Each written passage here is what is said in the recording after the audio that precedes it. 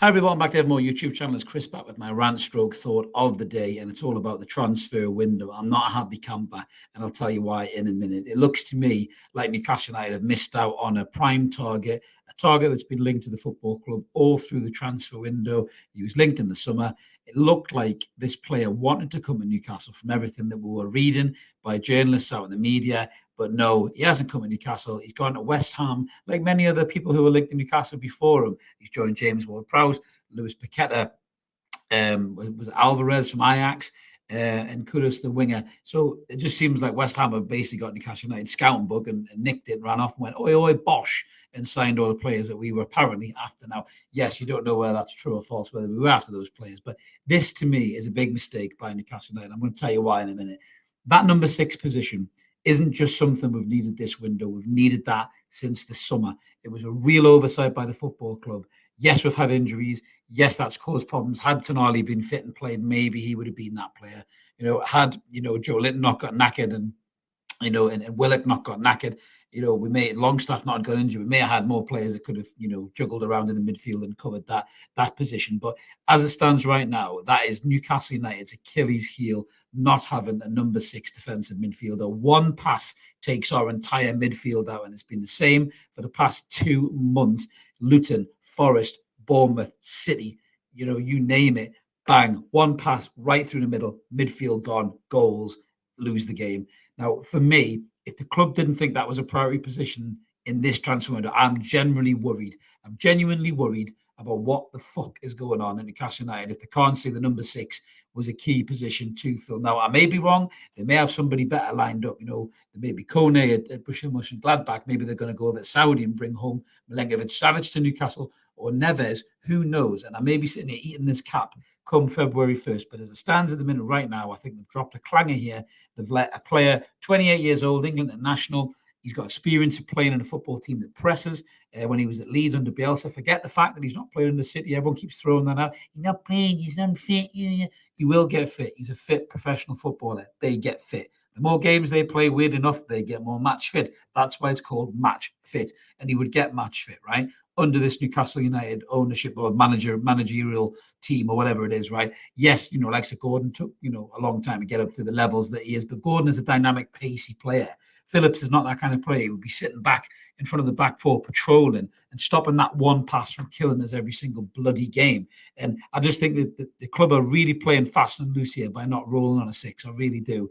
I just think if they don't go and pull one out of the bag this January transfer window, we are going to regret that. We will lose games again by that one goal, that one pass that goes right through the middle of the team. And everybody will be saying, why the fuck didn't you move and sign Kalvin Phillips? And the fact that the player sounded like you actually wanted to come as well. I've seen other people throw things out saying how, the loan fee for West Ham was lower than the loan fee for Newcastle and all the other stuff that goes. But maybe that was right. We have to accept the fact that other clubs don't want to do us any favors. Eddie Howe knows that. He says it in every single press conference. But to open my social media feed and see that we've signed some young 18-year-old Manchester City midfielder, but we haven't signed a 28-year-old defensive midfielder that apparently we covered the whole window, I do not understand. I do not understand. It looks to me like Eddie Howe and Dan Ashworth are literally reading off 2 different fucking hymn sheets here.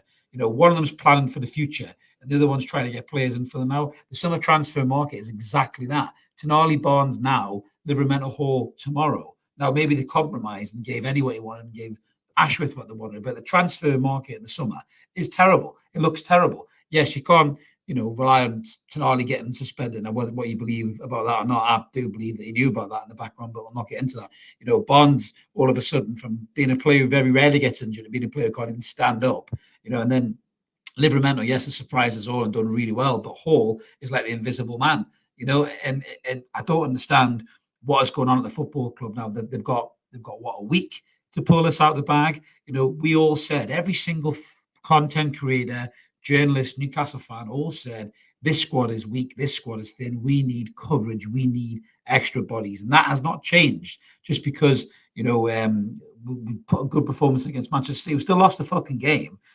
because our players were knackered after an hour because we don't have bodies to bring on.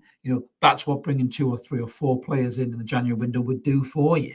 The loan market is there for us. The Saudi loan market is there for us, but we don't seem to want to do anything. Trippier's been linked to leaving, Wilson's been linked to leaving, Miggy's been linked to leaving, and now we haven't even signed on paper look to be our top target in the January transfer window, Kalvin Phillips. So I'm not very happy about this.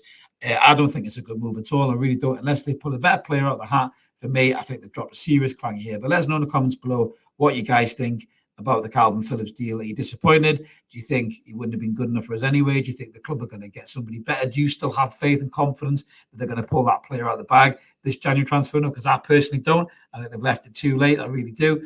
Unless moving Miggy on to the Saudis for 25 million quid frees up capital, get two really good players in, and one of them might be a number 6 defensive midfielder. But we will wait and see. But certainly this transfer window is going to go down to the wire. I think we should go out of business them way sooner than this, and I'm a little bit worried as to where we end up on February 1st. But let us know what you guys think in the comments below. We always like to hear from you. Subscribe as well if you can. We'd love you to come on board. We're over 6,400 subs. Drop a like as well. If you want to become a member, there is an option there for you. The content is all free, but if you do want to be a member and give a little bit back to the channel, help me and Mark bring you this great content, please feel free to click whichever option suits you best. And I really hope Newcastle United click an option to buy very soon, because I'm starting to get worried we're going to end this window with the same squad that we've got, or even lighter, by losing a player or two. Catch you later. Everyone, have a good day. Cheers. Bye-bye.